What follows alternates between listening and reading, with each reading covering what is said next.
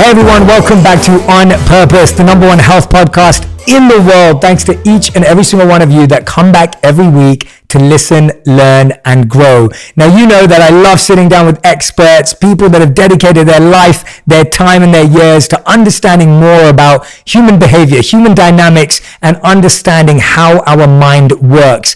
And today I'm sitting down with someone that I've wanted to meet for a long, long time. I've watched his YouTube videos for years.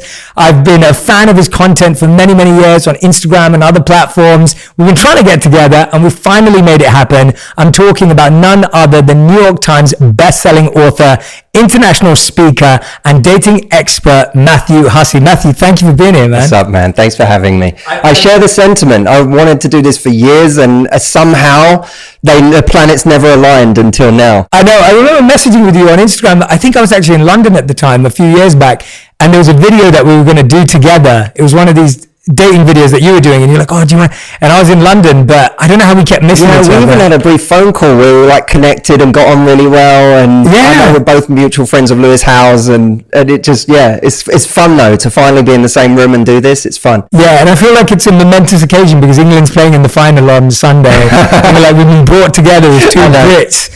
Have you decided where you're watching the final, or you don't know? I have to be in true introverted fashion. I have to be at home. I like being with my family because I do like the energy of people who really care. Yeah. What drives me mad is when you've got people who have no idea what they're talking about yelling at a screen during a match. Yeah. And I genuinely love hearing all of the commentary. Yeah. So I'm one of those people, I'm a fight fan, like boxing and so on. When there's a big boxing match, I'm like, all right, everyone can come over, but just I want to hear the commentary. So I hate that bar environment of everyone yelling at the screen. Yeah. So I get that. Yeah, no, I lead a spiritual book club on Sunday, and half of it is bang in the first half of the game. So I'm only going to get to watch the second half. It's hard for me to imagine anything more different than the energy of English fans back home than a spiritual book club. Literally, it's a group of friends that I do a spiritual book club for. Happens every Sunday, and it's 11 to 1. So 11 to 12, I'm going to be doing, 11 to 1. And so the game starts at 12 here. So man, I'll get the second half. But no, thank you for being here, man. And like I said, I've watched your videos for years, seen your interviews, seen your books, not seen you on stage in person. I look forward to being able to do that. But I wanted to start with the question. I'm not sure if I've seen you been asked this before, but I wanted to ask you, what's your favorite love story ever? Or is there one that you have, whether it's a real life one, a client, a personal experience, a book? What's your favorite story of love? That is a really tricky question. There's a movie I saw recently. It's a Japanese movie called Weathering with You. I've not seen that. It's an animated movie. This guy, he created what was at one time the biggest grossing anime of all time. But this movie, Weathering with You, is about a young guy and a girl who are, in this kind of, this young love. There's this kind of mythical story where it's constantly raining in Tokyo. And she has the power to make the rain go away. They call her a sunshine girl. She's so prized because she's the sunshine girl. And so she's constantly called upon by people who are running events or fireworks displays or whatever to come along and make it stop raining. Spoiler alert for anyone who's not seen Weathering with You, by the way, I'll come back in 3 minutes. But there's every time she does it, a piece of herself starts to disappear. And it gets to the point where she completely floats up into the sky and no longer has a presence here on earth because she's given so much as the sunshine girl. Wow. And there's a moment where he goes to save her from up in the clouds because he realizes she can't, even if she comes back down to earth and never does another thing as a sunshine girl and all it does is rain all day, he still chooses her. Wow. And for me at least, I'm not saying the director meant this, but it's so beautiful because it felt to me like a story of a person who is accepting that even if being with you means that it's that it's raining, I still choose you. I don't just choose you when the sun is shining. And there's something stunningly beautiful to me about that, because it's a much more grown up kind of love than the one that we tend to look for in our 20s or as teenagers, and some of us for the rest of our lives, where, you know, we love someone as long as the sun is shining. But when the chips are down and when things are tough, they start reassessing everything. That was a beautiful answer. I love that. That was wonderful. I mean, like, I love movies too. So when you said a movie, and I've not seen that movie, so that sounds amazing. I love that. What a great love story. And now I don't know. Should I still watch the movie? I really enjoy it. And there's another movie he did prior to that called Your Name. Okay. And there's something very beautiful about his movies. I would check them out. Okay, I'll take a look. No, I love that. And it's so interesting with what you referred to there, this idea of the view we have of love and relationships in our teens, in our 20s, or like you said, for some people, their whole life. How do you think your view of love has changed while helping people create, find, keep love? I mean, you know, you've been on this amazing journey. You've been doing this for what, a decade now? 15 years. 15 years, right? Okay, so you've been doing this for 15 years. How has your view of love changed over the last 15 years of actually working with people and speaking on stages, being interviewed in all these places? I suppose getting older myself, and I realize I'm still relatively speaking a young man, but getting older myself, it's become much more apparent to me the importance of reevaluating what is actually important in a partner. And we tend to, our younger selves, we do have this list of things that we think we want that seem important. It might be charisma, it might be the fact that, you know, someone is super sexy because they can speak 3 languages, or that, you know, they've achieved a certain status in their life or an award or whatever. They can play the guitar, and we rate these things as these things. And we know when we think of losing someone, we look at all of those things and go, I couldn't lose them. You know, they're funny and they're charismatic and they're super fun to be around and they're sexy and they can play the guitar and they can, you know, speak 3 languages, and it still is a kind of Instagram profile version of a person. And someone recently said to me, like, I'm in a relationship with a guy and, you know, he plays the guitar and I find that really sexy and he's really good looking. And I'm like, he doesn't need, in order to be in a relationship with you, he doesn't need to be great at music. He needs to be great at a relationship. And if you want to hear someone play guitar really well, go to a John Mayer concert. Like Ed Sheeran. Like, you don't need that every day in your relationship. Right? What's important in a relationship is someone who is really competent in a relationship and has those skills. And those skills are hard won. It's one of the reasons that relationships with big age gaps don't work. It's not because there is necessarily a chasm in the way these two people feel. It's that there is a huge chasm when it comes to their relationship competence and their experience, and that really does matter. And if you're with someone who has a far lower level of relationship experience, then they either have to learn through you, which is going to be a painful process. They're going to make a lot of mistakes. They're going to hurt you a lot in the process. You're going to feel like you're going to have to be careful of avoiding the role of teacher constantly in the relationship and try and be equals in a situation that's inherently kind of unequal. And you're going to have to hope that they do learn those skills. You're making quite a big bet on the idea that one day they will have that skill set. Some people take most of their lives to get it, and some people never learn it because they're not the kind of people that want to grow and be self-aware and do the work. And so I have come to really believe that my view of love has changed to the extent that I think, firstly, the idea of, you know, is it about meeting the right person or is it about being the right time? And I've started to weight my opinion far more towards time. Wow. That when you have decided it's the right time for you to really meet someone, you go into love with a completely different intentionality. Love isn't happening to you. It's not this wave that's washing over you, which is super easy. When a wave's washing over you, you just stand there and just bask in the goodness of how wonderful it feels to feel that sort of drug.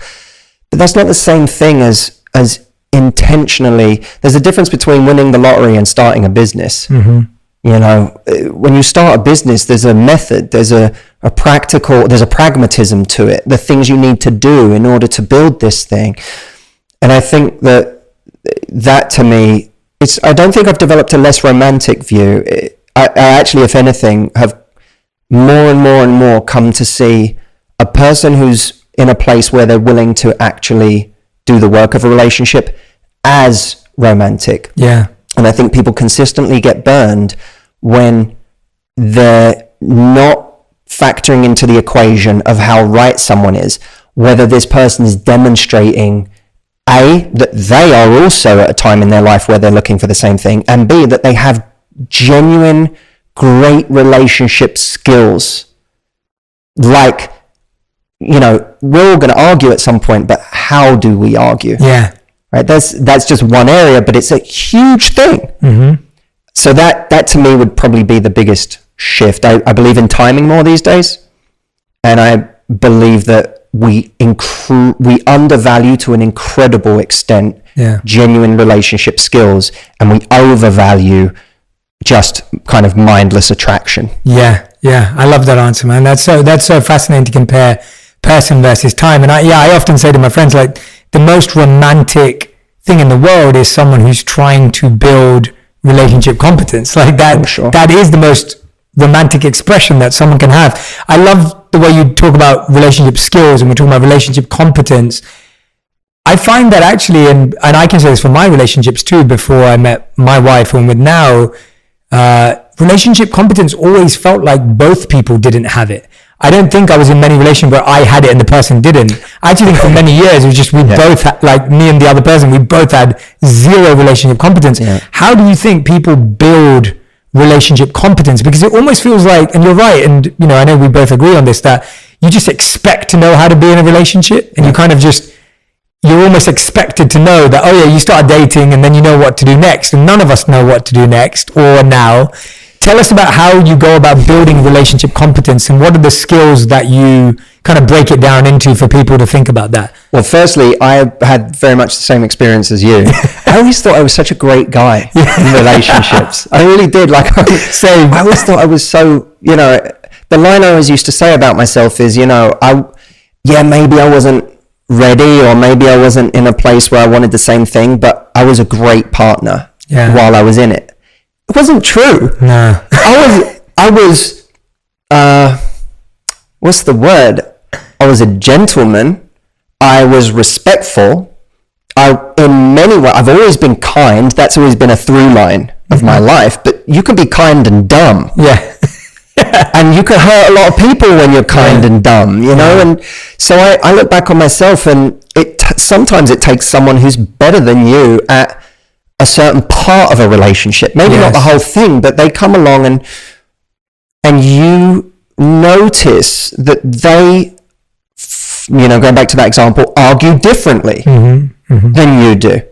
You went into fight mode, and they went into compassion mode and said, look, babe, I know you feel like this, but here's, like, the way you're reacting right now, here's how it's making me feel. And you go, oh, that was different. What was that? It's like you learned a new move. What was that move? I haven't seen that one before. I've been in relationships where I say this and then you give me the silent treatment, and then I feel justified in then being mean because you're going silent, and now we amp it up, and now all of a sudden you come across someone who takes you off road. And that's a scary moment. And when someone takes you off road, you have two choices. You can either be afraid of that. I know there's something uncomfortable about it because you're not used to it. Even kindness can be uncomfortable if you're not used to it. Absolutely. Right? But when someone takes you off road, that that really is an opportunity to watch what someone else is doing. I think the same is true in business, right? It's you see someone else who just did a different thing, like in your industry. Someone took a turn that everyone else didn't. And you can either be the person who says, what's that? Why are they doing that? That's stupid. Or they think that's going to work. Like, or you can go, oh, that's interesting. No one else is doing that. Yeah. Why are they doing that? Let me check that out. Like, you could be curious about it, especially if you think, oh, there's something to that, what they're doing. Yes. And so I think that exploring areas where someone isn't doing the same thing as you, and it takes you into a different experience, that's not bad. It's like, it almost feels like, oh, this is uncomfortable, but maybe it's showing me something I'm not very good at. You know, maybe they went out with their friends and I picked a fight because I'm jealous about something that I think is, I've got this portrayal of what's going on, whatever. I went out with my friends and they said, hey, have the best night, babe. Yeah. And I'm like, oh, that's weird. Everyone I've been with so far is, when I go out with my friends, they get super jealous. Yeah. And that always makes me feel like I've got something to resist. Yes. But now I just went out and they said, have the best night. By the way, you look gorgeous. And I'm like, okay, what's that? Well, that's a new move. What's that one? You know, and you learn something and that you pay attention because you go, that was really interesting. That made me, my God, that made me when I was out think about them half the time. You know, and think what a sexy, confident person they are. Yeah. I want to make her feel that when she next goes out. Yeah. And that apparently that's how you do that. Oh, that's interesting. You learn from it. So I think that there's a learning that we get from relationships. But in order to do that, you actually have to be in a space of being willing to put eyes on yourself. Yeah.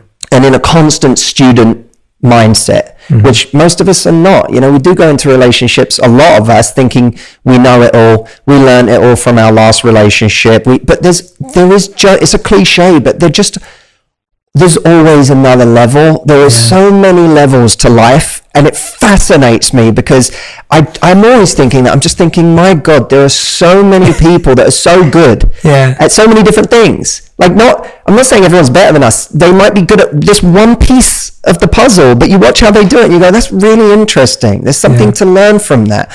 But if we're constantly trying to defend our own position and trying to feel like what we do is the right way, we'll never learn that. Yeah. And I'm a believer in therapy or anything that gets you to look at yourself in a constructive way, and someone in front of you who's not going to give you the answers that you want.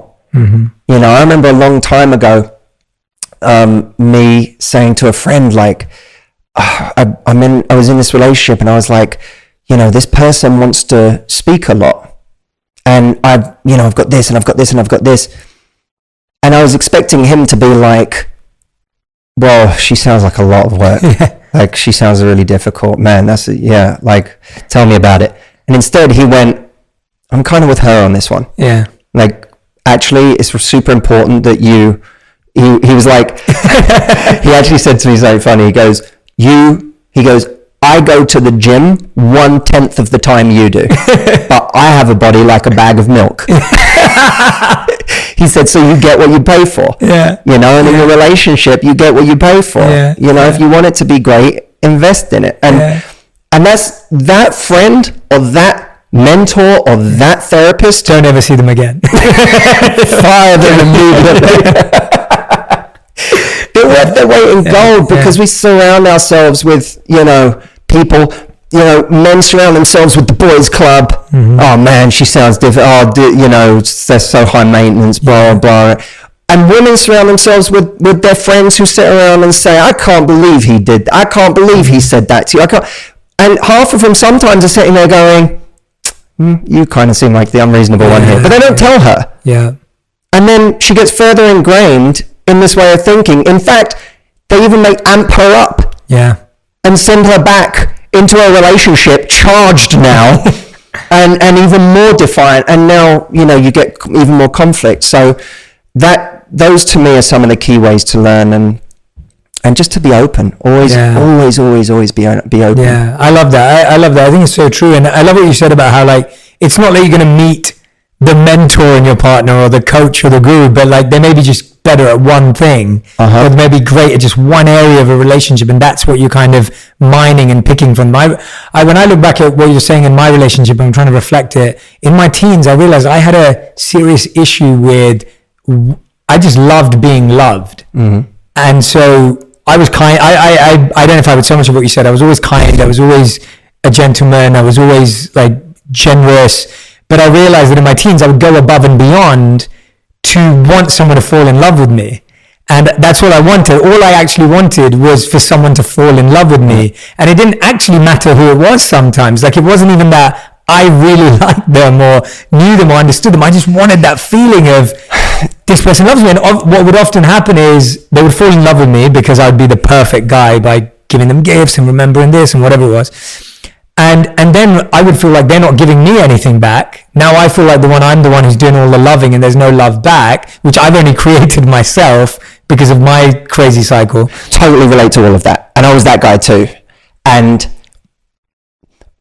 those guys will often look at guys who are kind of the textbook jerk. Yeah. And be like, well, he's awful. Yes. Like, you know, he slept with her and he completely ghosted her and he never called her again, or he disrespected, whatever. It's easy to point to that guy and be like, what a piece of crap that guy is.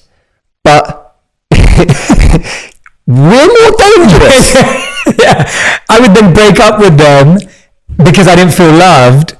And then I'd feel like I was the victim and that I'd been the one not treated well. And then my wife broke me because I did the same thing with her. I was always like, but she wasn't impressed by any of the ways I tried to love her, apart from being me. And that was when it all kind of like unraveled. And I was like, oh, I finally found someone who actually didn't want all the stuff I was trying to do to get her to love me. And so my wife was the kind of person who broke through that barrier because she just didn't care about the stuff or the memory or the gifting or the extravagant, like she hated all that stuff. And so all of a sudden my technique it wasn't even a technique, it was genuine in my delusion, but it wasn't working anymore. Right. And that's when I had to really look at it because I really loved my wife and I was like, oh, I actually have to really look at this. And so she was the one who broke that and taught me that idea. That's beautiful. Yeah, so it took someone who valued something completely different than the thing the weapon you were used to using, right? Exactly, the move that I took away all of your special moves. Yeah, all the power was gone. You have to fight this fight now with none of these special moves. And then you're all of a sudden, like you say, it's like being stripped bare. Yeah. Now I get a chance to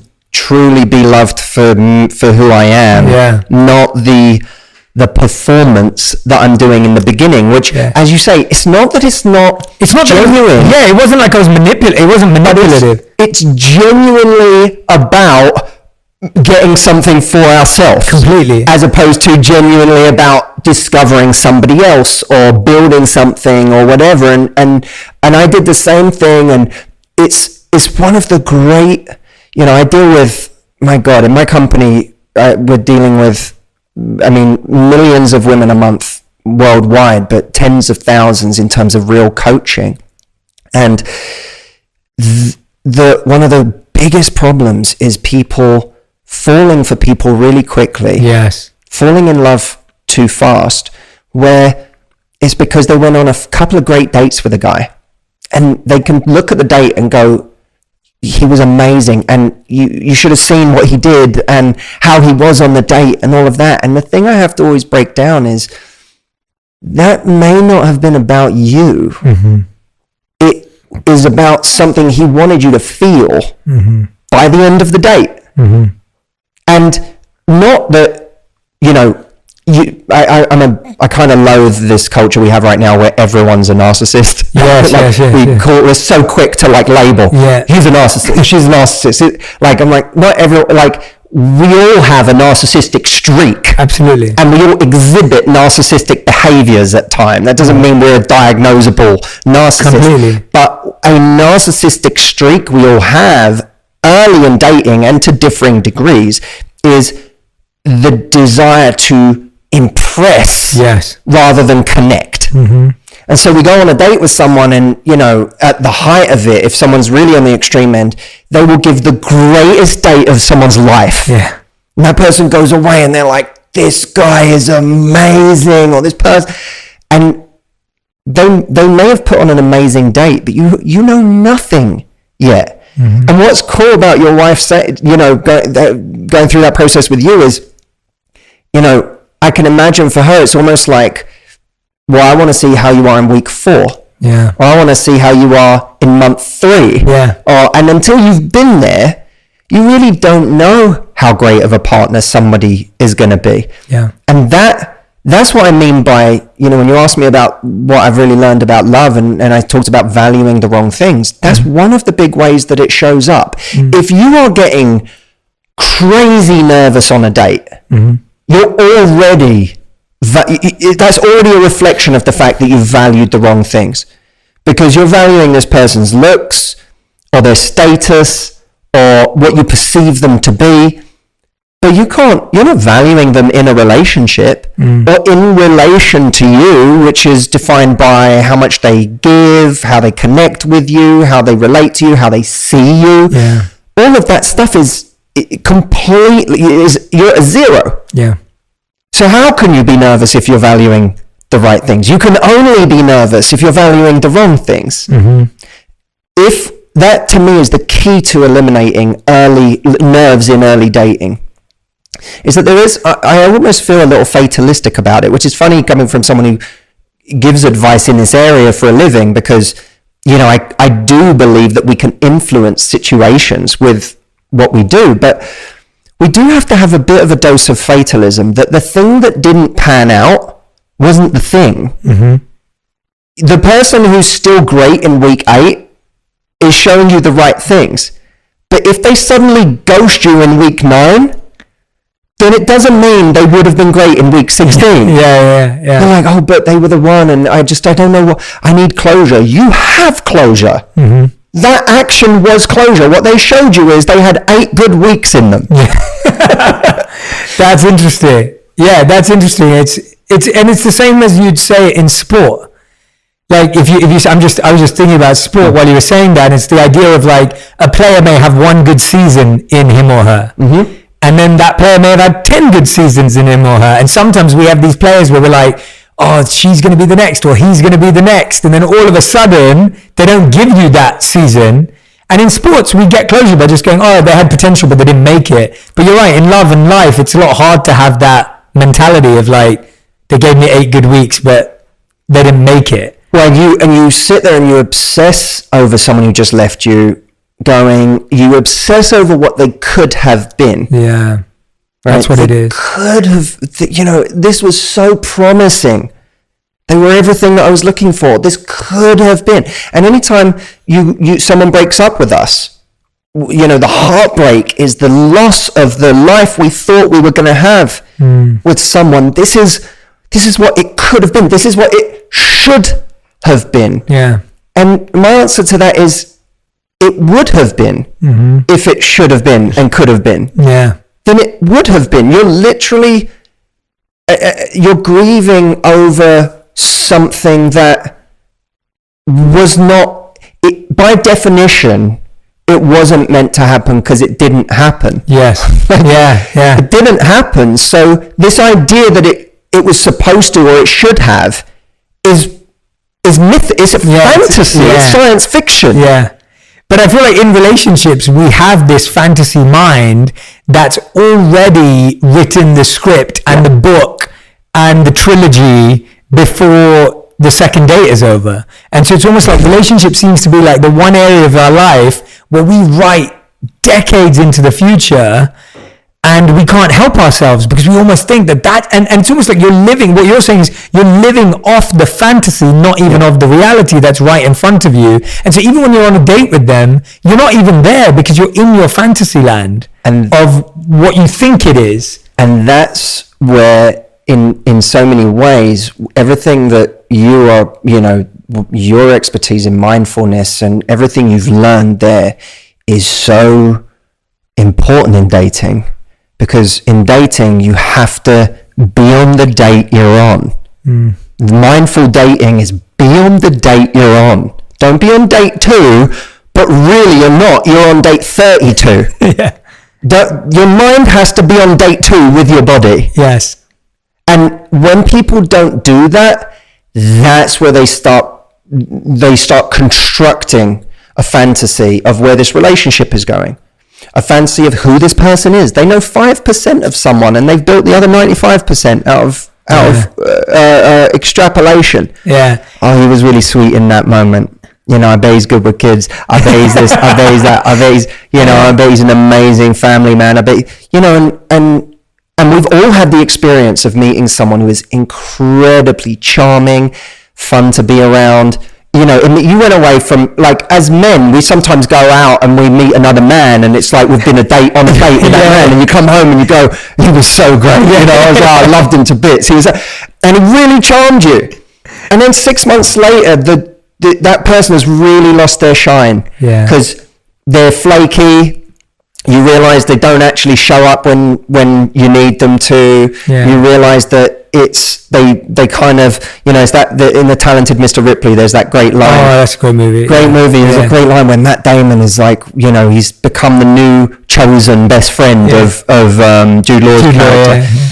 And Jude Law's character's name's Dickie, and Matt Damon is feeling suddenly shut out, like out of nowhere he feels shut out, when 5 minutes ago he was like, this guy's my best friend and he loves me, and he says to Matt Damon's girlfriend at the time, he's expressing how he feels that he's not even expressing, she sees the look on his face that he's sad that he no longer has this like friendship that feels real to him.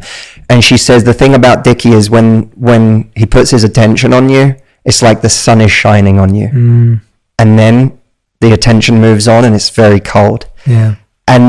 And that's the experience of a lot of those people. But when you're taking the 5% of the sun shining on you and you use it to build the 95% that you cannot possibly know. You can't know who this person is when your brother gets sick and you need to travel to the hospital to be with that person and you need support in that moment. You can't know how that person is when you're having an anxious moment and you need someone to show love and compassion towards you, and this anxiety that you can't seem to control, and what you really need is a loving teammate to be there with you and not to judge you. You can't know what this person is like in year 3 of a relationship when you need to make a shift in your sex life because it feels like that part has become staid, but you need to work together to figure out. You don't know what that person is like in those stages. So thinking that you have all the answers because you've been on even 10 or 15 dates with this person and had a wonderful time is a fallacy, a fantasy. There's a great the relationship itself is about every stage of it and the effort that's put in. And there's a story from Bukowski where he slept with a prostitute. Every romantic story begins this way. He slept with a prostitute, and he woke up to her having stolen his poetry, and he was so upset, so mad. That's terrible. Yeah. And he wrote about it, and he wrote a piece that was all about how you could take anything, take my money, take the other stuff in the apartment, take it all, but please not anything but my poetry. And the whole piece finishes with the line, and then God said, crossing his legs, I see where I've created a great many poets, but not so very much poetry. Wow. And the idea is that, the person who has potential in a relationship is the poet. Mm. The poet. Everyone's a poet. Mm. Not many people writing poetry. Yeah. Writing is the more difficult part. And a lot of people who are great on a date, very romantic, very charming, they're a poet on a date. Mm. The poetry is the relationship. Mm. And you shouldn't, Bukowski was upset because his poetry was taken, the thing he'd worked on. And that's how it should be in a relationship, is don't get upset because you lost a poet. Poets are a dime a dozen.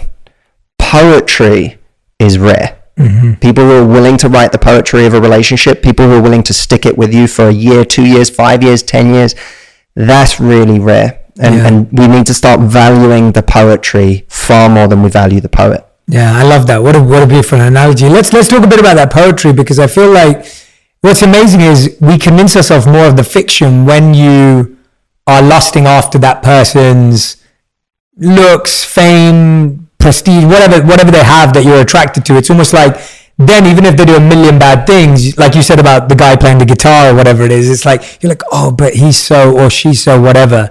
But tell us a bit about what to look out for. So when people are out there, and I know what I love about what you do is that, and I love this conversation, by the way, so far, because it's philosophical and it's real, but you're great at getting practical too. And I see that in all the work you put out. What's some of the practical things that people can look out for? I know so many friends who are in early relationships or just started to date someone or finally met someone. What can they look for in those moments, or is it looking for anything? Maybe that's even the wrong place to start. I think it's, so we have a duty early on to bring our best to the table in as much as we can. We're all going to make mistakes. We're all going to have anxious moments or jealous moments or moments where we let our insecurity get the better of us, moments where we let our anger get the better of us. Everyone's going to have these moments, but we want to try and put our best foot forward. But I always think that we learn a lot in the moments where you have your first fight or you reveal something about yourself and you see how they react to it. You know, do they react with compassion or is there immediate judgment? And I don't mean a moment where you kind of try and perform. Yeah. I mean a moment where you genuinely are brave enough to let someone in and be seen. Yes. Does this person, do they see you? Do they acknowledge you? And do they show compassion and curiosity about why you are that way and what's happened in your life to get you there? Are they looking to figure you out? And who you are is a wonderful, wonderful sign, because a lot of people are just in a relationship and they're sleepwalking. Yeah. They're enjoying it. They're enjoying the fruits of the relationship, but you don't get the impression someone's really trying to get to know you. You don't feel seen by that person. The person who's actually asking questions of you, the person who's looking to understand the good and the bad in you, and who elevates the good and soothes the bad, that's something very beautiful to look out for. The person who can come back and say sorry, as of course, and I apply the same standard to both sides. Yeah, of course. But the person who can come back and say sorry, you know, again, we all, with one of my staff in my company, when I say, you know, when I give them a difficult piece of feedback, I don't expect them to smile in that moment. Yeah. I don't expect them to like take, you know, I would hope that they don't react in a really negative or toxic way, but I don't expect them to have an easy time with that. But if that person can go away over the next few hours or days and then come back and say, you know, I really thought about what you said and I'm going to work on that, that's something to look for. Because you can really, like that person, if you're both that kind of person, you can work with that person. Yeah. There's someone you can genuinely have a relationship with, because it's not a relationship that's based on perfection or never having an argument, but it is based on two people who are humble enough to genuinely own their mistakes or to own the areas where they want to get better. I'm always looking at the ways people argue and whether they're trying to do damage in an argument or whether they're trying to rebuild in an argument. And if you're with someone that every time you come out of an argument, you feel like they lacerated you, and you come out of an argument bleeding every time, you know, and you're like, why did they have to say that incredibly nasty thing? And it's one thing if they come back an hour later and say, or even a day later and say, I truly regret having said that to you and I will do better. But if they won't even acknowledge that that was a really toxic way to have an argument and that was a really nasty thing to say, then that's a problem. Because this is a relationship that's not going to soothe you. It's going to create more and more wounds. So that, I would say, is an important thing. And two people genuinely genuinely at the core of it operating as a team? What do you need? And can I tell you, you're working really hard right now. Can I understand what your goal is in doing this and seek to understand that and where that's coming from for you and why that's important? But can I also voice to you that I'm not feeling very loved right now, and that maybe it's just my insecurity, or maybe that, or maybe I don't have many things going on in my life right now as you do in yours, but I know one of the effects is it's creating some anxiety for me. And it's making me feel like you don't love me as much as I love you. You want an environment where you can have that real conversation.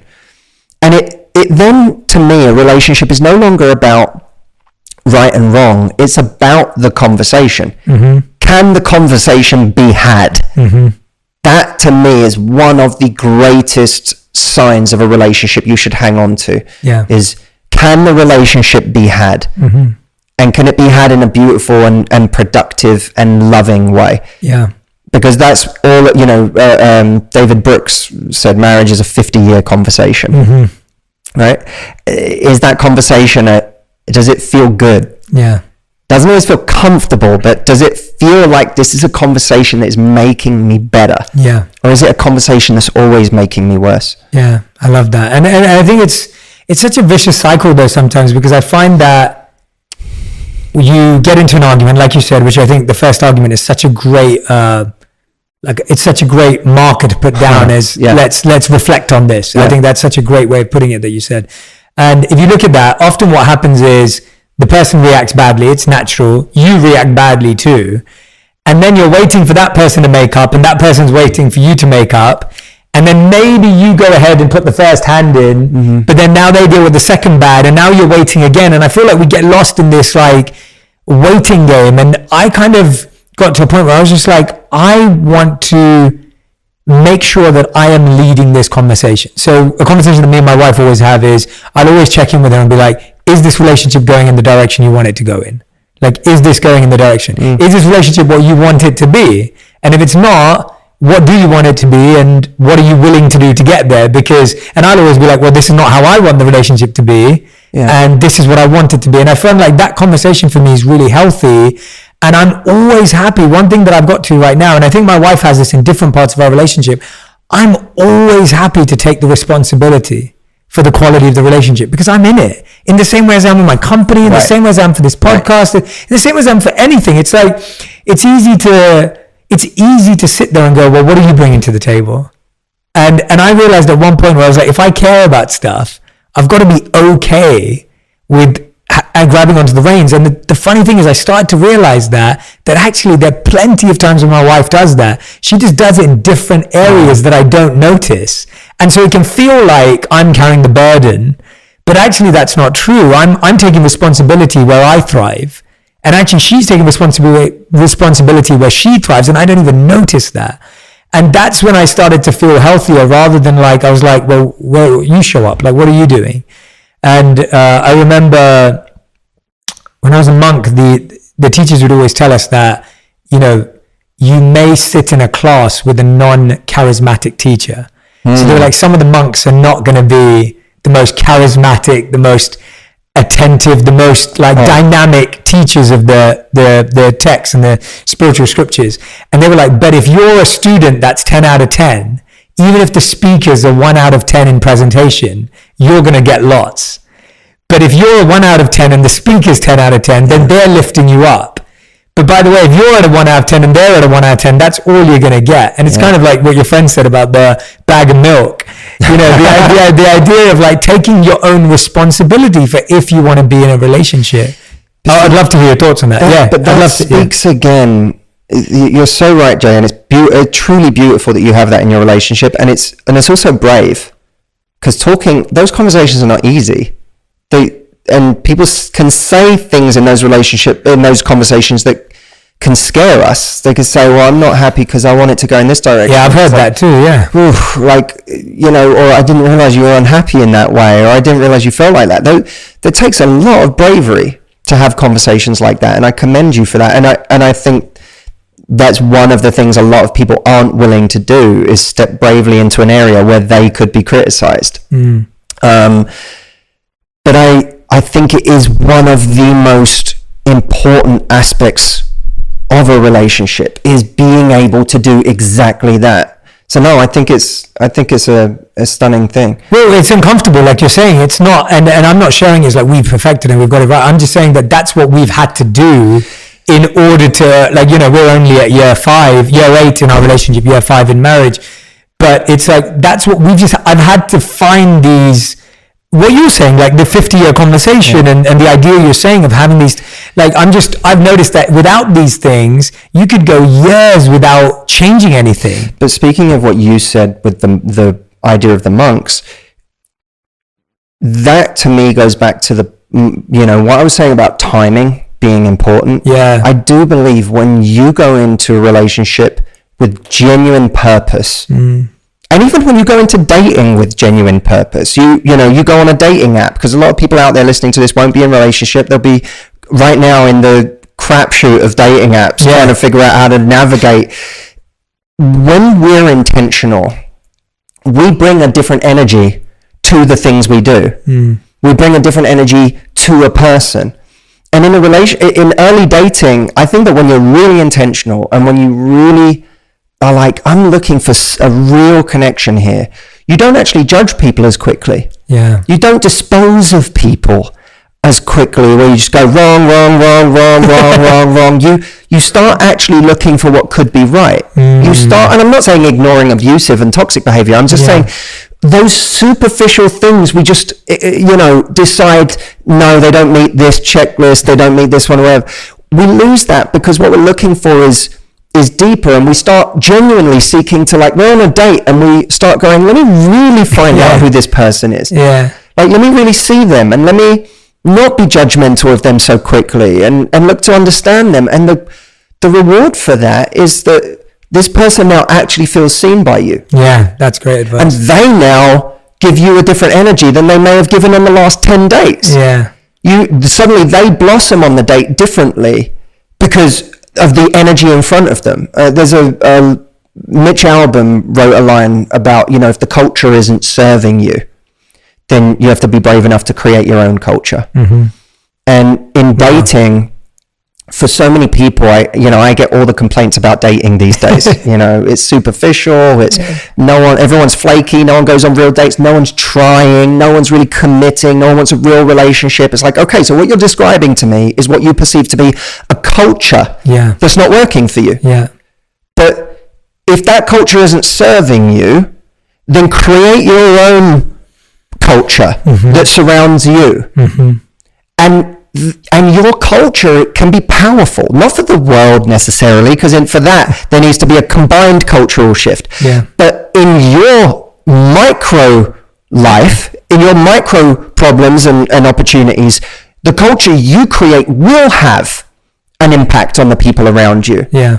And the same way, I said, if you go into a room at a party and you say, I hope this party's good, well, now you're a victim to however this party is. Yeah. If everyone seems kind of closed off and mean and, there's cliquey and it's like, oh God, then you go home and you say, oh my God, that party was so, it was one of those horrible parties. But if you go in and you say, I'm going to, at the very least, be responsible for a part of this party. Yes. Yeah. I'm going to go in and I'm going to give the love and the energy and the compassion and the authenticity that I would love for people in this room to join me in giving. Some will, some won't. And by the way, that's also good because it'll help you find your crowd, right? Yeah. So you find your crowd by being the thing you want to be, not by hoping that your crowd elicits it from you. Completely. You found your crowd online by going out and being an energy that you wanted to be first. And then that crowd noticed you. It's like a lighthouse. All the ships start knowing where to come home because they see the lighthouse. That for me that's one of the most beautiful things about giving energy early on. I see dating, not just relationships, but I see people in dating these days. The game is who can try less, who can be cooler, who can be more indifferent. And that's honestly not the way to do it. That's certainly the way to attract someone of a lower frequency. I love that. Yeah. Right? You can certainly attract someone who wants the game, who's got the demons that make them chase someone who's not into them. And there are plenty of people with those demons, but you don't want to be in a relationship with a person like that. Because for sure, a person like that, the moment you stop playing hard to get and you turn around to meet them, they're not going to be interested in you anymore, because their demons will tell them, this person likes us now. This person's no longer cool to us. Yeah. They were only cool to us as long as they didn't like us. So you can't ever... so messed up. Yeah, but it's, it's that Groucho Marx thing. I wouldn't want to be a member of any club that would have me as a member. That describes dating insecurity amongst people like that. That person doesn't want me, they must be a catch. Exactly. And so what we have to do is when we give a little more energy in dating and say, you know what, this person who I've known for 5 minutes, maybe I'm not feeling much energy here, but I'm just going to give some energy. Mm-hmm. I'm going to give an amount of energy I'm willing to lose, right? That's a key way of looking at it. Yeah. What you don't do is you keep trying with someone who's not giving you equal energy back. That then becomes masochistic. Right. But giving an amount of energy you're willing to lose. I always think about that in every interaction. That's so true, yeah. Give an amount you don't mind losing. Yeah. It's like going into the casino and playing like roulette. It's like, all right, I'm in Vegas. I'll give like $100, and then I'm not spending anything else here in these casinos. That's it. Yeah. For me, it's normally like $10. I'm not a gambler, but you just decide, what am I happy to lose? And it's the same with energy. It's, I'm dating right now. I want to find someone amazing, someone beautiful. I'm going to give to everyone I interact with an amount of energy I don't mind losing. Mm-hmm. And some people, I'm gonna bring out the people who now are willing to give it back, because all of a sudden they might be jolted out of their little coma that they've been in because they're disillusioned with dating and they feel like no one's trying, and so they went into their shell, but now they see you with a different level of warmth and playfulness and just positivity, and they go, who is this? This makes me feel good. And then they come out a little bit, and all of a sudden you see who they are. You wake them up a little bit. And then there's a bunch of people you won't, and that's okay, because you were willing to lose that much energy. Yeah. But what people do instead, they do a far more dangerous thing of being afraid of the rejection from people that they approach or talk to in the first 5 minutes. God forbid I get rejected in the first 5 minutes.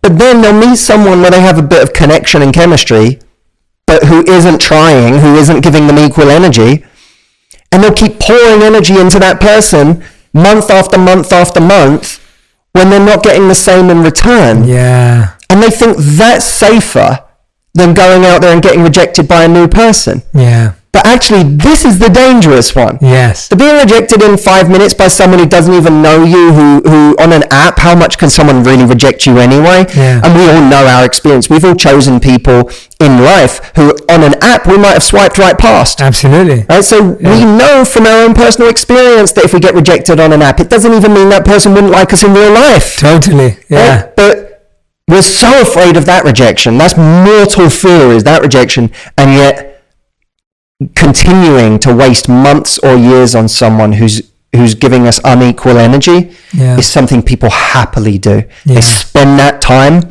like it's nothing. That's the really, because it feels safe, because it feels like there's something, at least there's some connection, there's some comfort. Well, there's a couple of things. Firstly, it's comfortable. Right? It's what I know. Doesn't mean happiness and comfort are very different things. I'm not happy, I'm not getting my needs met, but it's comfortable. Yeah. Right, so I'll stay in it for that reason. It's the fear of I'll never find anyone again, which is a fallacy, because you found this person. You did it already.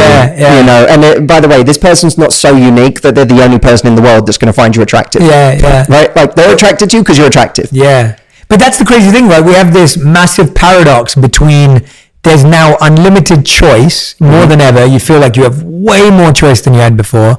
But then we have limitless fear to go with that we may not find anyone ever again.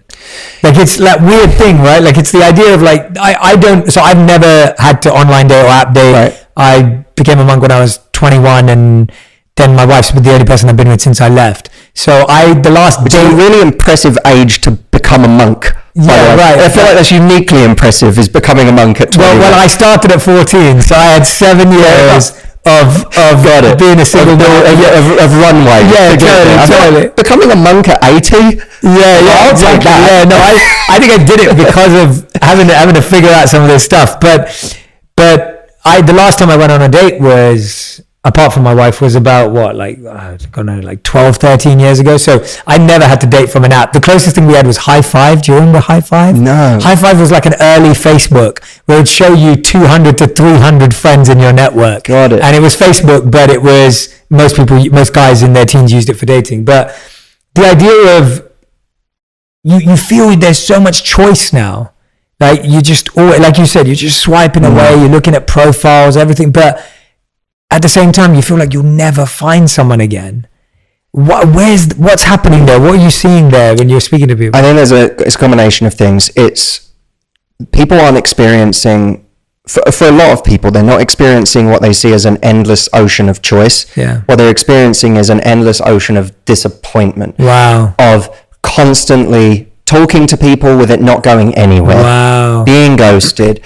Talking to someone and that person never actually takes them up on going on a date. So it's like we're living a computer game version of dating, but I'm not actually meeting up in real life. Or, meeting someone, it seems to be going well for a few dates and all of a sudden they disappear and, they're not interested anymore. It fizzles out.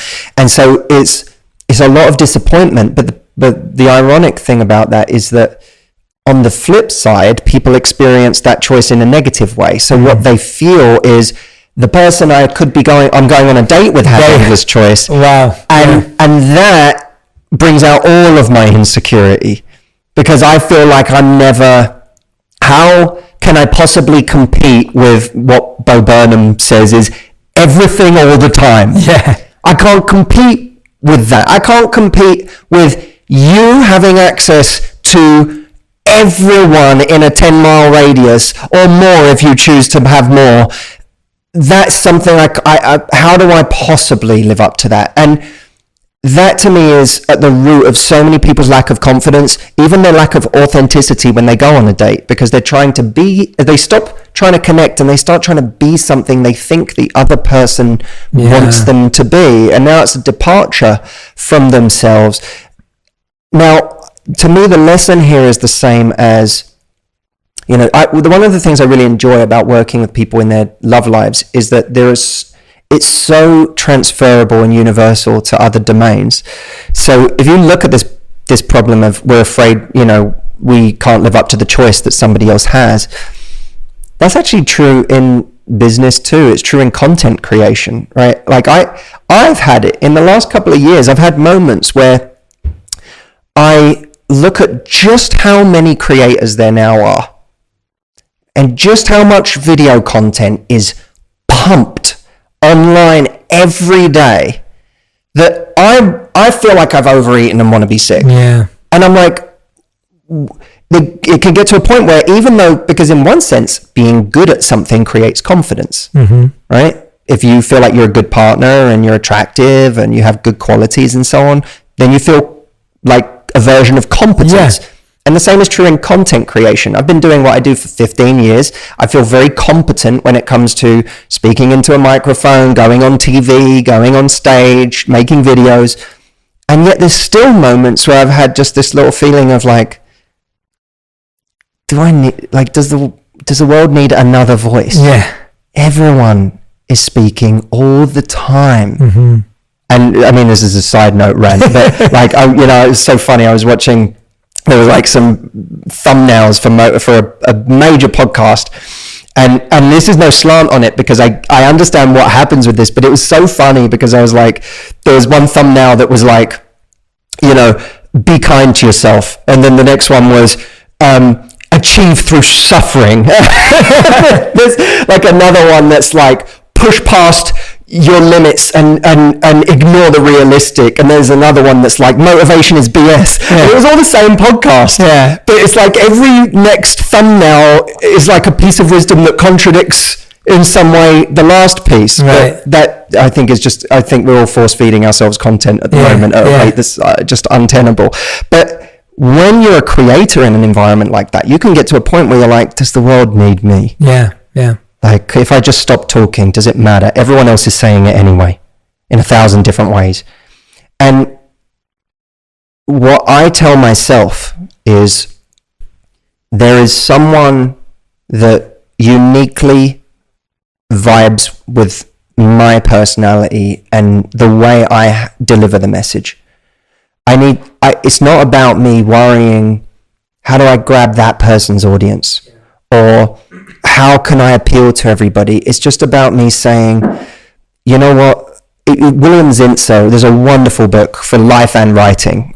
Someone once said to me, every book on writing is a book on life. Yeah. But there's William Zinsser wrote one of the seminal books on writing, which I forget. I think it's on how to great writing or something. If you look up William Zinsser, people will find it. But he says, you know, when you go to, he said, you may be an aspiring travel writer who, when you think about going to Tokyo to write about Tokyo, you think, but thousands of travel writers have been to Tokyo and written about Tokyo. What do I possibly have to add? And he says, but the world hasn't heard what your lens on Tokyo is. The world hasn't heard your take on Tokyo. And that might contain some idea or way of looking at things that other people haven't actually done, or that you may say the same thing, but you may say it fresh. Yeah. And so I tell myself that when I'm creating content, that it's not about appealing to everyone. It really is about saying, my take on this is interesting for its own sake to the people that vibe with me. The same is true in dating. That I see that. There is a specific audience for you, and it doesn't have to be 99.999% of people. Yeah. If you're looking for a serious relationship, it just has to be one. Yeah. Those are amazing odds. That's a great analogy. I love that. It resonates. You're so right on both levels, and you're spot on. It's weird that in dating too, we want to be attractive to everyone. Yeah. You want everyone to feel, just as a content creator, you want everyone to feel a certain way about you. And so I think that's such a great way of looking at it. And yeah, I love the idea, the writer you mentioned around the voice on Tokyo. Yeah, I always feel that. I'm like, we need more faces and more voices, and because there are just so many people that you can connect to that I can't connect to, and vice versa with everyone else. And I see that all the time, that whatever field you're in too, right? Like I always say, like, there's enough space for the best athletes, the best actors. Like there's so many actors, there's so many actresses, but there's always a new person that kind of makes it in and wins the upcoming actor award. That's really true. Actress award, because you kind of want to discover, and you also want the idea of discovery. And I think people almost make it like, I think we've always made it about like, oh, who's your top 3? Who's your top 5? And the people that actually are watching and listening, they don't see it in a hierarchy. They just are like, oh, I listen to this group of people. Right. That's usually how people think about it. I feel like, even if someone asked me like, who are your favorite authors? I don't have a categoric like number one author. There's a group of authors that I love reading from. Yep. And I feel like that's how people, and in relationships, obviously, like you're saying, it's a much smaller pool, but you having that intention is going to be much more clear. But tell me about your take on changing people. I wonder how much you get people saying, I'm with someone, I met someone, they have potential, I think I can change them. There's a quote from, I think it's Jacob M. Broad, where he says, consider how hard it is to change yourself, and you'll understand how foolish it is to think you can change somebody else. Yeah. And that people should really let that sink in. Because in the beginning of January, 60, 70, 80% of the world decides they want to get fit and healthy. Yeah. What percentage of those people get fit and healthy? Yeah. Those are people who want to change. They didn't make that resolution for nothing. They made it because they want that. Yeah. It's not someone saying to them, you should really lose weight, and them going, I'm fine. That's someone saying to themselves, I should really lose weight. And they still can't do it.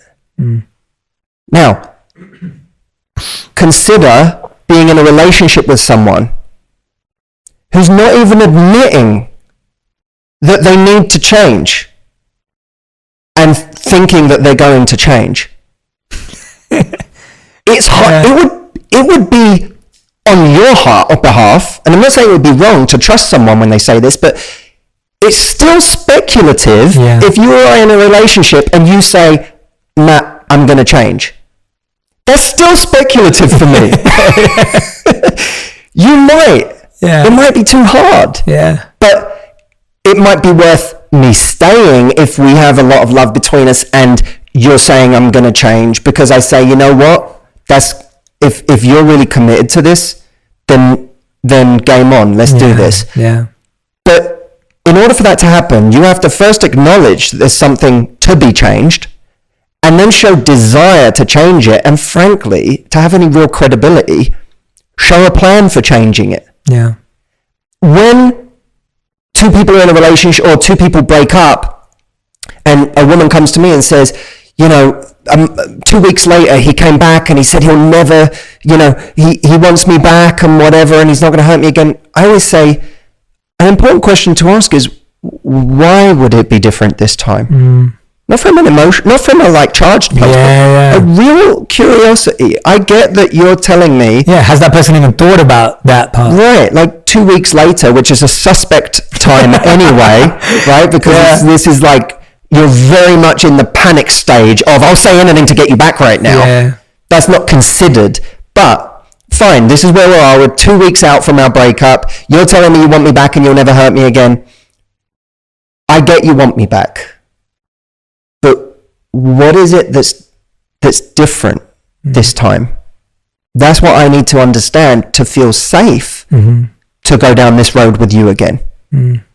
And so I think people can and do change, otherwise you and me would be out of a job. But change, if you are not the author of your own change, then the idea that your partner is somehow going to will you to change, it's like telling your partner, I want you to do therapy. Yeah. And then going, okay, exactly. I'll go. And that's the reason most people do go. Right. I find, at least from people that I speak to or work with, you hear that so often, that the number one reason people do go to therapy is because their partner kind of forced them into it and they kind of agreed to it.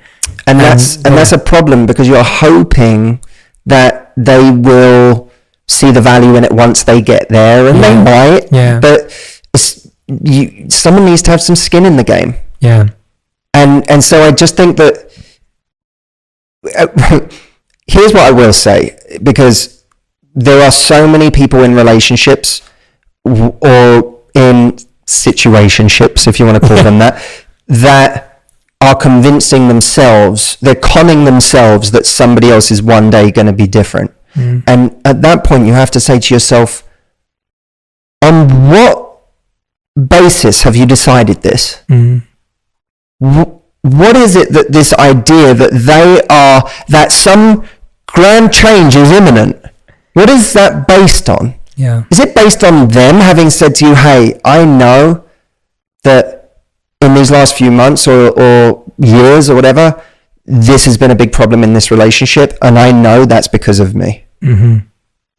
And this is something I am committed to changing. Yeah.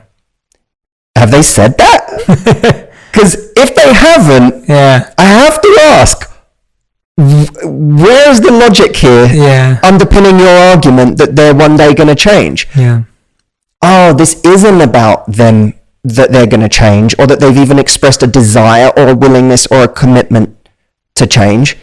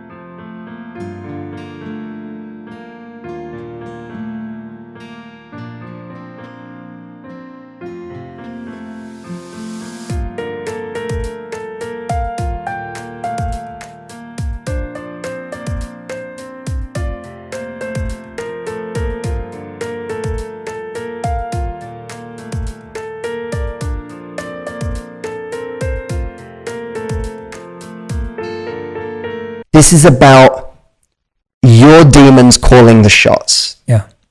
This is about your fear of losing someone, because maybe they don't want to change. Mm-hmm.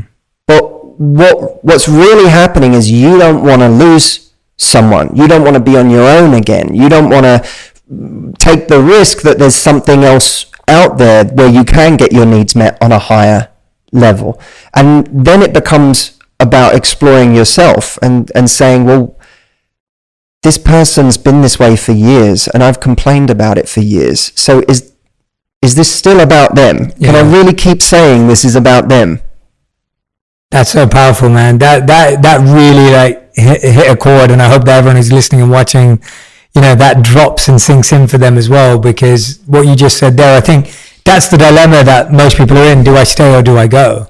Yeah. And you've just answered, like, that's how like, it's clear. I sometimes look at videos of myself from years ago and I cringe because I'm like, it's not, what I'm saying might be factually right. Yeah. But the way I'm saying it, I was once... it's like looking at old hairstyles. It's the same thing. It's like looking at old fashion sense, old hairstyles. I thought that looked good. Yeah. I thought that, yeah. I was in Beverly Hills when I first got to LA. I was about 25 and I was making a video in front of the Beverly Hills sign. I was like, I'm going to get the Beverly Hills sign in the background. And it was a video about getting over heartbreak. Right. And I think it was like the 3 tips for getting over heartbreak, right? Which, by the way, as soon as you say 3 tips for getting over heartbreak, you already don't understand. Because anyone who's deep in heartbreak is not coming to you going, what are your tips? Yeah. They're going, save me from this existential crisis, doom I am in, where life doesn't feel worth living right now. Yeah. And I was making this video, and at the end of the video, a guy came over. It's like a 3-4 minute video, because of course you can sum up how to get over deep loss in 3 minutes. He came over and he said to me, "You've never been heartbroken, have you?" Someone was just watching, just to listen to the whole. I didn't know he was listening, but he was like in earshot the whole time, and he was like, "You've never been heartbroken, have you?" Now, 25-year-old know-it-all me, I was like, in my head, because out loud, I went, "No, I have, and I have, and I like sort of shuffled on. In my head, I went, "Who do you think you are?" Of course, I'm like, "What does this guy know?" Like, "Oh, you know so much more than me." He was right. I had never been truly. I'd had things that like hurt me. Yeah, sure. I'd never been like crushed. Yeah. And having had that experience in my life now, the video I make is very different.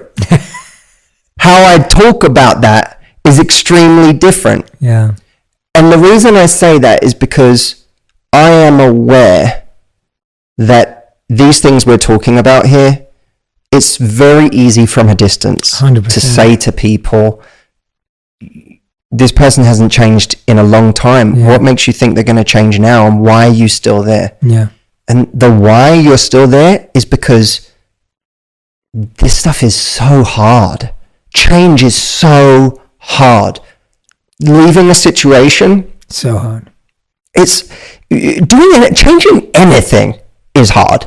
Like, this is one of the things that I sort of, one of my gripes, I suppose, sometimes with some of the self-development rhetoric is that it makes things sound so much easier than they are, and it sort of it trivializes what are really difficult things. Most people, if they could just turn off their depression or their anxiety, if there was just a switch where they could go, they would do it. Yeah. And it's a terrible thing to feel. So the fact that they are feeling it must mean it's very difficult for them to not feel that. Yeah.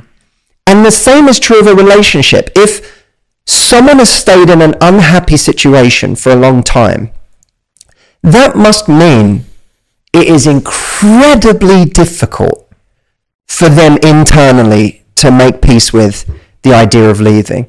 And what's happening, of course, is in this moment where it's evident to all of their friends and family that they should leave and that they should never look back. Their abandonment issue that's been around their whole life is screaming at them. Yeah. Screaming, using any tactic it can to get them to stay.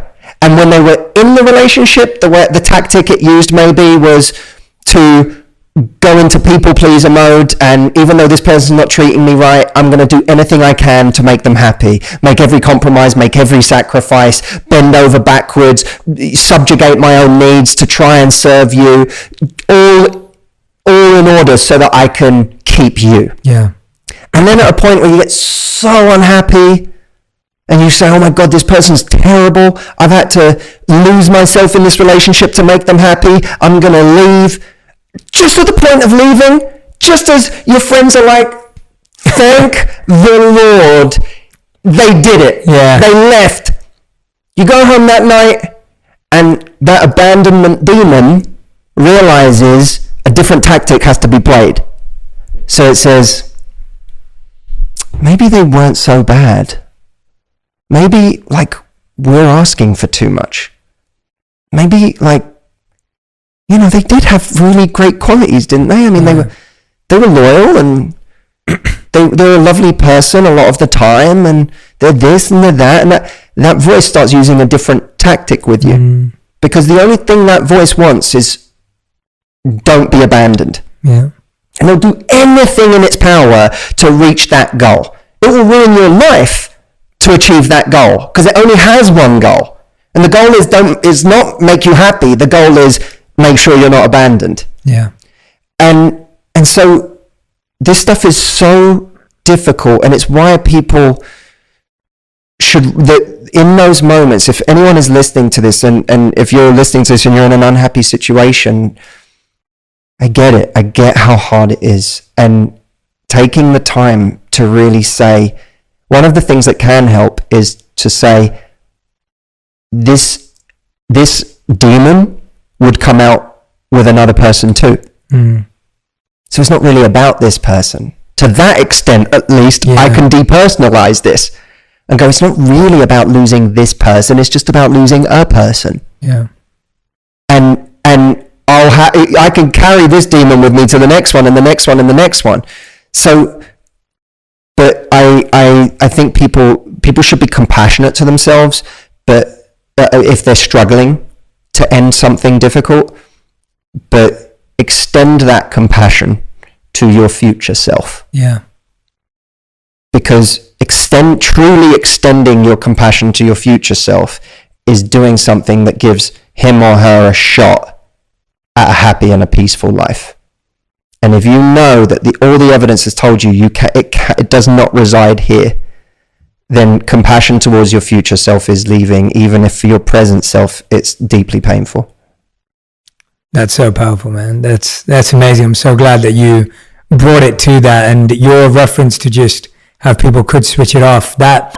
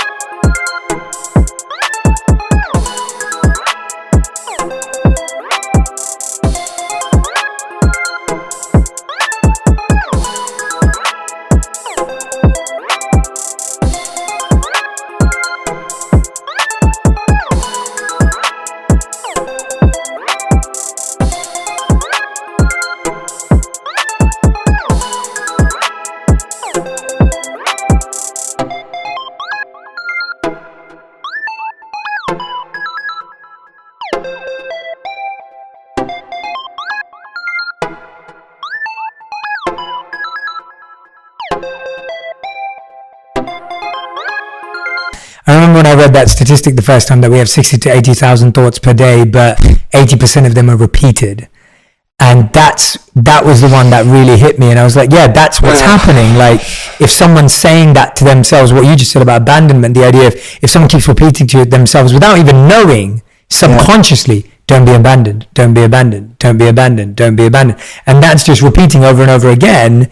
when you hear the advice of like, oh yeah, you should be able to leave or walk away. Of course, it's hard because that's one thought amongst 60,000 thoughts or whatever it is. Yeah. And so it's a complete rewiring that needs to take place, and it's not just about cutting the wire, right? Like we're just like, oh yeah, I'm just going to cut that thought out, and it doesn't work like that. It's completely shifting it around. And so I love what you just said, that, you know, I'm so glad that you took this conversation there, because without that, actually, it's not even possible to rewire, because you're just trying to cut a wire that can't be cut. It's not possible to cut it. And even if you cut it in the form of ending this relationship, the issue's still there, and you'll latch on to the first person you find on the way out. Exactly.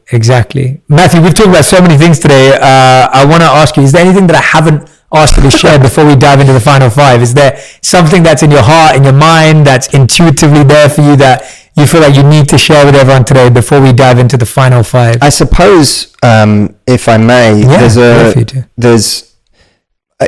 I've been working on something recently that I know these subjects can, as you said, seem very abstract. Even when we talk about confidence, it's a very hard thing to latch onto and figure out, well, okay, I want to be more confident. I want to be confident enough to leave. Or I'm single, but I want to be confident enough to approach that person. Yeah. It's a very hard thing to grab onto. What does it mean to be more confident? How do I actually do it? I put together something that I said, if in 30 days if I had a gun to my head and it was, you have to improve someone's confidence in 30 days, what would you do? I said, well, maybe I'd create 5 challenges that were specifically engineered around the psychology of confidence. And my theory with this is, if you can give yourself a genuine, not like, you know, completely transform everything about your confidence in 30 days, because we all know that's just BS. The world is full of these kind of hyperbolic promises. But if people can, I believe that when you can create like a crack in the doorway and that shows you what's possible, that momentum leads to something bigger and bigger and bigger. I don't think someone starts by saying, I know I can be a millionaire. I think someone starts by saying, I made $2,000 this month. I bet I could make 2.5 next month. And then making 2.5 and go, I think I see a way to 4. Yeah. You know, that to me is how belief is built. It's incremental. And so I said, if I can get people a 30-day significant incremental shift in their confidence, then whatever goals they have this year, that will give them the momentum to charge into those goals differently. Yeah. So I put together a place where there's an initial kickoff call that I'm doing with everybody, where I'm going to take them through those 5 challenges. We're going to go through them together as a blueprint for 30 days. And then the timer of the 30 days is going to start. And everyone's goal as a community is to do those 5 challenges over those 30 days. And that's awesome. Literally engineered them based on the psychology of what I've learned about confidence over 15 years. If I may, I would say, I'd love that. Where can people sign up? Yeah, if you go to mhchallenge.com, that's my initials, MH and challenge.com. There's a place where people can sign up and they can join that challenge. But we already ran it once, and it was the results have been really beautiful, because everyone's writing in. I just ticked off this challenge. I just did this. So it's been a very unifying thing for people, and we're running it again now, so people can come and join at mhchallenge.com. I love it. Everyone who's listening and watching, make sure you do sign up at mhchallenge.com. I don't want you to miss out on that. That sounds awesome, and it's so much more fun doing it with other people and taking it through these 5 challenges. And we know our life changes by those practical things. 1,000%. Yeah, 1,000%. Like I've never changed without being. I've always said to everyone, there's 3 things: coaching, consistency, and community. Like those are the 3 things. If you want to change any area of your life, if you don't have coaching, you don't have consistency, and you don't have community, you're not going to change it. And so that's exactly what this is. So mhchallenge.com is the place to sign up, everyone. And Matthew, I've got the final 5 for you. So these have to be answered in 1 word or 1 sentence maximum. Okay. A sentence, I don't know what the official definition is, but I make it 7 to 10 words. So 1 word or 1 sentence. 1 word or 1 sentence for each of these. Okay, so Matthew, Hussey, these are your final 5. The first question is, what is the worst relationship advice you've ever heard or received? Find find someone who loves you more than you love them. Oh, yeah. Okay. Great. Good answer. All right. Question number 2. What's the best relationship advice you've ever heard, received, or given? Make a list of the things that are truly important for you to find in a partner, and then be that list. Love that. Great advice. All right. Question number 3. One word to one sentence again. Define love for you. Generous interpretation of other people's behavior. That's a great definition. I was not expecting that. That's awesome. That is a great definition. All right. Question number 4. How would you describe your current purpose in life? To make people feel less alone in their suffering.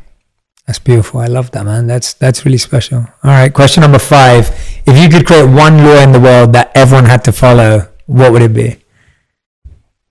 I don't think I can beat the golden rule. The Confucian, do to other people or treat other people how you would want to be treated. I don't think I can beat Confucius on that. I love it. Matthew Hussey, everyone. Please go follow Matthew on all social media platforms, YouTube, Instagram, Facebook. Go and check out the mhchallenge.com. Don't forget that you're getting 5 challenges in confidence with Matthew for that as well. So make sure you go and check out mhchallenge.com. And please tag me and Matthew on Instagram, on Twitter, on any platform that you use with your biggest takeaways from this episode. We want to see them. You know that I love sharing those insights, and leave a review as well with your big takeaway from Matthew's episode. Matthew, thank you so much for doing this. I hope this is the first of many that we get to do this for. I do too. And can I say, it's been an unbelievable pleasure to do this, and you're incredible at what you do, and the way you bring yourself even to an interview like this is, people don't realize the level of pro in the way you interviewed, the way you listen, the way you, I sat here learning about listening from watching you listen, and that's exactly what we talked about in a relationship, right? You see something in somebody else that they're doing really well, and you go, wow, I want to be as good a listener as Jay is right now. And to watch you, we have mutual friends, but to watch what you have done over the last few years is a truly extraordinary thing to behold. I know what kind of resourcefulness and initiative and proactiveness it must have taken for you to build this thing that you've built, which is just extraordinary. And I'm sure you hear it many, many times a day, but it is, from one creator to another, I look at it and it's something very special what you've done. So congratulations. Well, thank you, man. I appreciate it. It's very kind. Really, that means a lot to me, and I felt how genuine that was. And the reason why I was listening so well is because you were speaking so well. So I was like, this is easy to listen to. I was just sitting there going, this is great.